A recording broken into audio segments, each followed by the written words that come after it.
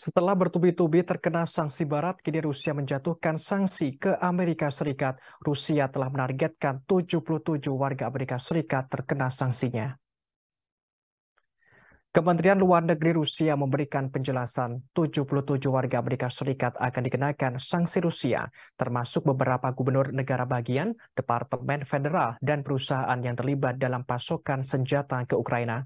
Mereka dijatuhi sanksi pribadi oleh Moskow. 77 orang itu tidak boleh masuk ke Rusia secara permanen.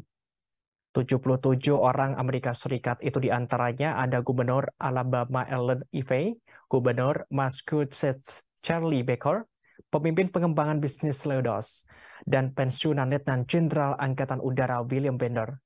Selain itu ada Sekretaris Negara Bagian Michigan, Jocelyn Benson, Gubernur Dakota Utara Doug Burgum, Putri mantan Ketua Parlemen Amerika Serikat Nancy Pelosi, Christine Pelosi, mantan atas militer Kedutaan Besar Amerika Serikat di Rusia, dan pensiunan Brigadir Jenderal Peter Schwab, serta banyak lainnya.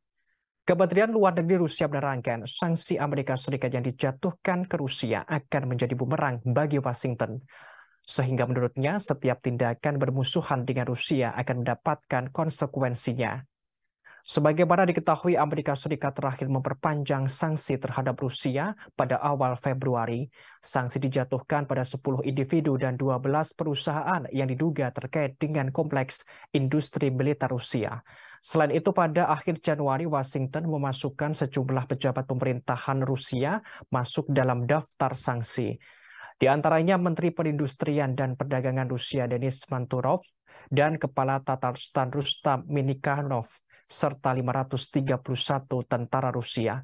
Seperti diketahui sebelumnya, sejak dimulainya operasi khusus di Ukraina, negara-negara Barat meningkatkan tekanan sanksi terhadap Moskow. Namun demikian, semua ini terutama menyebabkan harga listrik, bahan bakar, dan makanan yang lebih tinggi di Eropa dan Amerika Serikat. Seperti yang dicatat oleh Vladimir Putin, tindakan sanksi memberikan pukulan serius bagi seluruh ekonomi global. Menurutnya, tujuan utama Amerika Serikat dan sekutunya adalah memperburuk kehidupan jutaan orang.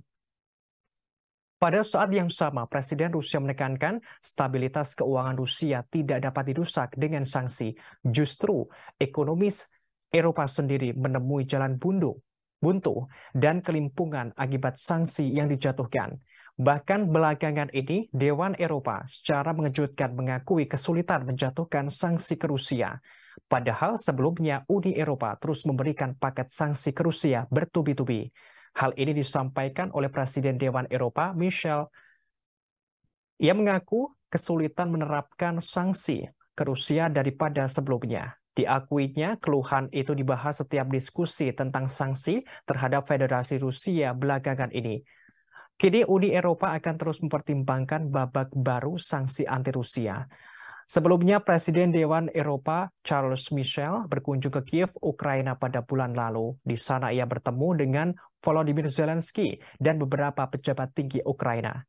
Mereka membahas kerjasama Uni Eropa-Ukraina dalam konteks perang agresi Rusia yang diluncurkan pada Februari tahun lalu. Dalam pidatonya, Michel menuturkan tidak akan ada Eropa yang bebas tanpa Ukraina yang bebas. Sejak pecahnya perang Rusia di Ukraina, Uni Eropa dengan tegas mendukung Ukraina.